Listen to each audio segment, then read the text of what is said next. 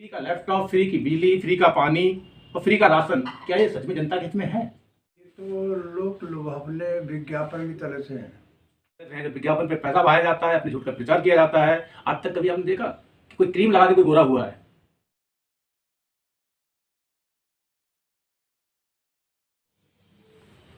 नमस्कार साथियों, आज चुनावी माहौल गर्मियों पे है। आज हम आगरा की जमीन से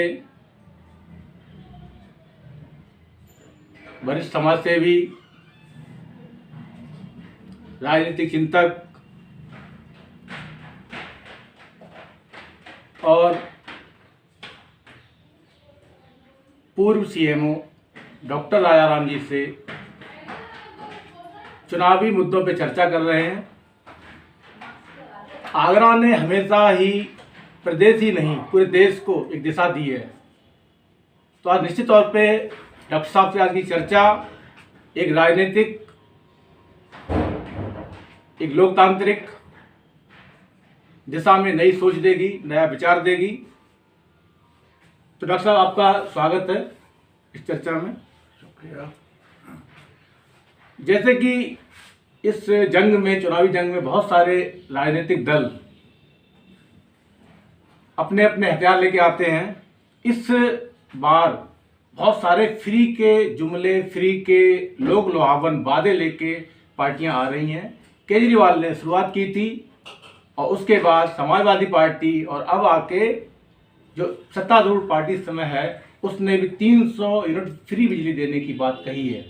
तो मैं बस आपसे ये जानना चाहता हूँ कि फ्री का लैपटॉप, फ्री की बिजली, फ्री का पानी और फ्री का राशन, क्या ये सच में जनता के हित में है? ये तो लोग लुभावने विज्ञापन की तरह से है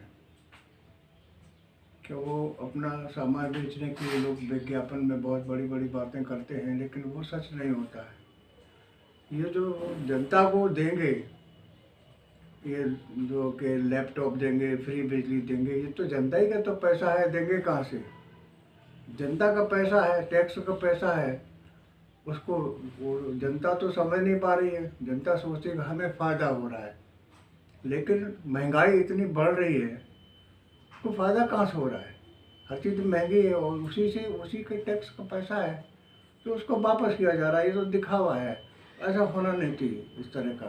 इस तरह के झूठी बातें जो है ना, इस पर चुनाव आयोग को थोड़ा कोई रोक लगानी चाहिए, या फिर बॉन्ड लेना चाहिए। जो कह रहे हैं आप करेंगे, वो कहाँ से करेंगे बताएं। बिल्कुल, जैसे कि आपने कहा, आप समझ रहे हैं, इस देश की जनता, इस प्रदेश की जनता को समझना चाहिए जो लोग लुभावन और जो फ्री के वादे हैं वो एक तरह विज्ञापन की तरह से हैं। जब विज्ञापन पे पैसा बहाया जाता है, अपने झूठ का प्रचार किया जाता है। आज तक कभी आपने देखा कि कोई क्रीम लगा के कोई गोरा हुआ है?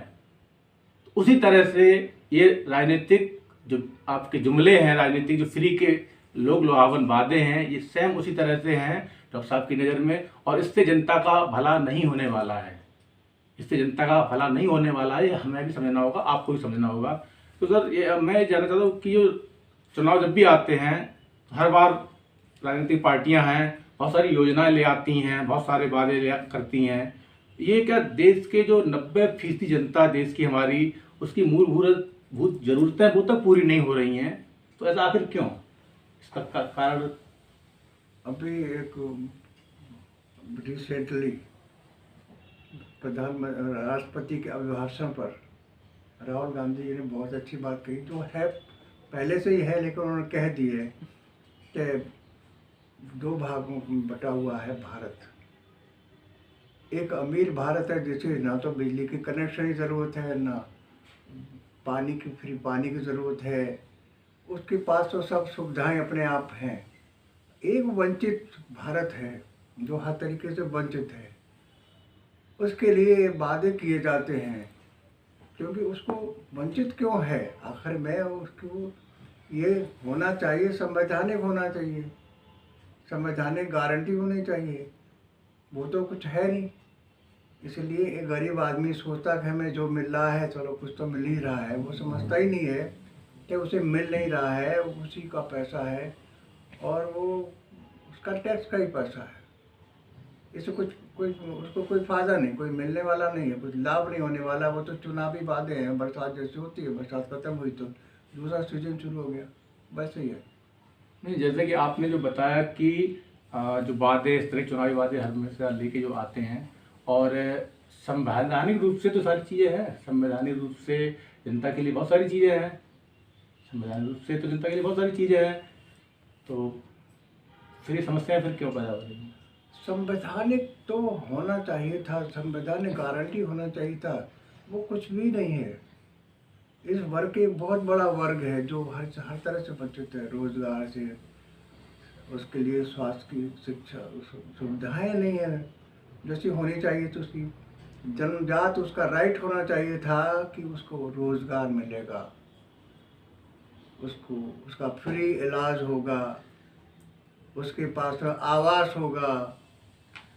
ये जो भौतिक आवश्यकता है आदमी की, वो फ्री, उसकी आज़ादी होगी, आज़ाद भारत में रहेगा वो, उसकी गरिमा होगी, ये कुछ भी नहीं है। ऐसा कुछ है नहीं, संविधान में कुछ है ही नहीं हमारे में। नहीं, और जैसे उसी कि का फायदा उठा रहे हैं, ये चुनावी वादे करके लोगों को भरमा रहे हैं। ये तो जो एक लोक कल्याणकारी एक राज्य की कल्पना की जो बात है, वो संवैधानिक व्यवस्था में है, और हमारे सारे राजनेता और जो भी पार्टियां हैं वो भी उन्हीं को लेके योजनाएं जो लेके आती हैं उसी के अनुरूप उन्हीं के लिए लेके आती हैं। फिर ये समस्याएं हैं, क्या ऐसा संविधान है नहीं ऐसा क्या क्लियर करके? लोग जो राज्य के संविधान में राज्य के नीति निर्देशक सिद्धांत हैं, उनको कहा गया है कि ये कल्याणकारी राज्य बनाने की योजना है। बल्कि कुछ लोगों ने संविधान सभा में, कुछ सदस्यों ने ये भी कहा था कि ये तो चुनावी वादों के लिए बहुत अच्छा है, क्योंकि उसे संवैधानिक शक्तियाँ उसमें नहीं है, उसे चुनौती नहीं दी जा सकती है।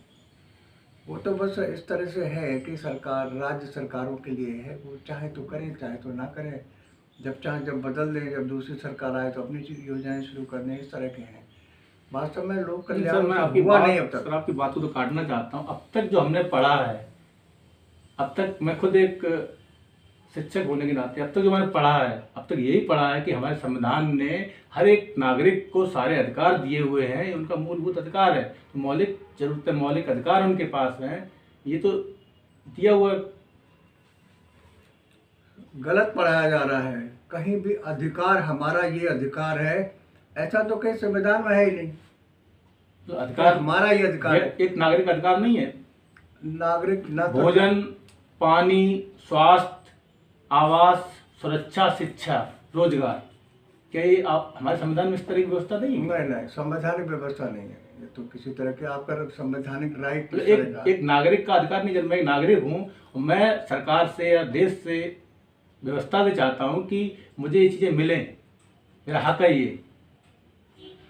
हमारे संविधान में न तो नागरिक की कोई परिभाषा है, न संविधान में नागरिक अधिकार कुछ है ही नहीं, ये चैप्टर ही नहीं है बिल्कुल। नागरिक शब्द तो है, लेकिन नागरिक अधिकार क्या होंगे नागरिकों के, ऐसा कहीं नहीं है कुछ। तो साथियों, एक बहुत बड़ी एक बात निकल के आ रही है इस चर्चा के माध्यम से, जिससे मैं भी अवाक हूँ और निश्चित तौर पे आप भी अवाक होंगे। आपको भी हैरानी हो रही होगी कि हम देश के नागरिक हैं और हमारे अधिकार ही हमारे संविधान में नहीं है, जो हमारे मूलभूत अधिकार हमारे नहीं हैं। जैसे डॉक्टर साहब ने बताया, जो संविधान के बहुत विशेषज्ञ हैं डॉक्टर साहब, और उन्होंने जो बात कही है कि वो राज्य चाहे तो हमें अधिकार देगा, राज्य ना चाहे तो हमें अधिकार नहीं देगा। तो यहाँ पे हमारे नागरिक अधिकार नहीं है, ये हमें बहुत समझना पड़ेगा। इस पर हम और विस्तार से चर्चा करेंगे। और अभी हम डॉक्टर साहब से ये जानना चाहते हैं, जो आज की राजनीतिक व्यवस्था है, जो दलों की व्यवस्था है, जो पार्टियों की व्यवस्था है, ये कितना हमारे लिए भला कर पाएगी या नहीं कर पाएगी? जनता के मुद्दे तो इसमें कहीं है ही नहीं। जो चुनाव हो रहा है केवल जाति और धर्म के आधार पर हो रहा है, व्यक्तिवादी चुनाव है। लोग अपने लिए, खुद के लिए जनता का नाम लेते हैं, गरीबों का नाम लेते हैं, लेकिन वो केंद्र बिंदु में व्यक्ति स्वयं है जो चुनाव लड़ रहा है। पार्टियां भी हैं तो पार्टियां जो है उनके लोग ही हैं। जो पार्टियां आपको कहती हैं कि इसको तुम वोट दो, इस व्यक्ति को दो, तो आपकी मजबूरी है कि जो पार्टियां जिस व्यक्ति को खड़ा करेंगी उसी को आपको वोट देना पड़ेगा। आपका अपना तो कोई सोच नहीं है कि आप किसको चाहते हो। पार्टियां जिसको चाहेंगी उसको खड़ा करेंगी, वो जैसा भी होगा उसी को आपको वोट देना पड़ेगा जिस पार्टी से आप संबंध रखते हैं। लेकिन आपका कोई राइट नहीं है कि आप चाहें कि हमारा कोई आदमी हो। आपका तो कहीं है ही नहीं। पार्टियों के लोग हैं, उनको आपको वोट देने ही है। किसी किसी पार्टी को देंगे, उसी को देंगे जिसको चाहे देंगे। नहीं, बिल्कुल हम सब लोग इस चीज़ से सुन के एक अवाक से हैं कि हमारा तो कोई अधिकार है नहीं, जो राजनीतिक दल जिस प्रत्याशी को उतार देंगे उसे हमें वोट देना ही पड़ेगा। तो ऐसी व्यवस्था से तो मुझे लग रहा है कि भला नहीं होने वाला। भला अब तक क्या हुआ है?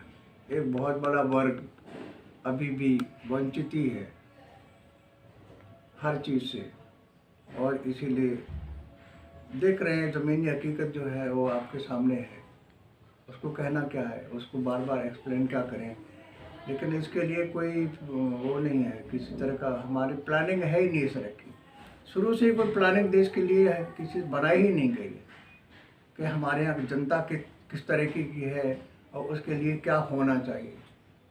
अभी तो कोई प्लानिंग इस तरह की नहीं। साथियों, चर्चा निश्चित तौर पर जो मैं कह रहा था पहले आपसे कि आगरा की धरती ने इस देश को एक नई दिशा दी है, तो आज इस चर्चा से एकदम स्पष्ट हो रहा है कि भले ही ये राजनीतिक दल, राजनीतिक पार्टियां चुनाव लोकतंत्र को मजबूत करने के लिए और व्यवस्था को कायम करने के लिए, सत्ता को लाने के लिए होते हैं, लेकिन ये एक आम जनता से एक तरह खेल जैसा लग रहा है कि आम जनता के उसके अधिकार ही नहीं है, नागरिक के पास अधिकार नहीं है। और जो राजनीतिक पार्टियां हैं वो अपने मनमाने ढंग से जो चाहे वो कर सकती हैं। और डॉक्टर साहब से हमने ये भी जाना कि जो संविधान है हमारा, जिस संविधान से हमारा देश चलता है, उस संविधान में भी एक नागरिक के अधिकार सुरक्षित नहीं है, नागरिक के अधिकार नहीं है। राज्य चाहेगा, राज्य की दया पे निर्भर है। तो ये इस तरह से तो ये जो राजनीतिक जो चल रहा है पूरा माहौल, जो सत्ता की व्यवस्था चल रही चुनाव की, तो माहौल एक तरह से एक माहौल जैसा लग रहा है इस तरह से। हाँ, क्या कहा जाएगा उसके लिए। जनता के जो मुद्दे नहीं, बहुसंख्यक जनता के मुद्दे ही नहीं है। लोग सत्ता माना चाहते हैं, इसीलिए तो नेता तो मजबूत हो रहा, पैसे वाला हो रहा है, जनता वहीं खड़ी है। नेता जिनको चुनकर, जनता जिसको चुन करके भेजती है, उसकी वो 5 साल में कहाँ से कहाँ पहुँच जाता है। और जनता की हालत क्या है? जनता के मुद्दे नहीं है, वो राजनीति नहीं शुरू हुई है, अब तक शुरू ही नहीं हुई है। देश की जो राजनीति जनता के साथ होनी चाहिए थी वो तो किसी ने शुरू नहीं की अभी तक। इसीलिए विषमता है, इतनी ज़्यादा विषमता है। तो निश्चित तौर पे हमें एक लग रहा है कि इस पर बहुत लंबी चर्चा करने की ज़रूरत है, एक बहस करने की ज़रूरत है, एक नई बहस छिड़ने की ज़रूरत है इस बात पे कि हमारी व्यवस्था ने, सत्ता व्यवस्था ने आज आम जनता को क्या दिया है। जैसा कि हमारी बातों से लगा, हमारी इस चर्चा से लगा है कि नेता और पार्टियां, जो राजनीतिक दल हैं, वो मस्त हैं और जनता एकदम त्रस्त है। और मैं सर का बहुत धन्यवाद करना चाहूँगा कि उन्होंने संक्षिप्त उद्बोधन से एकदम साफ साफ चित्र पेश किया है हमारी इस व्यवस्था का, इस राजनीतिक व्यवस्था का। आप देख रहे थे अनजान इंडिया से गिरीश अंजान को।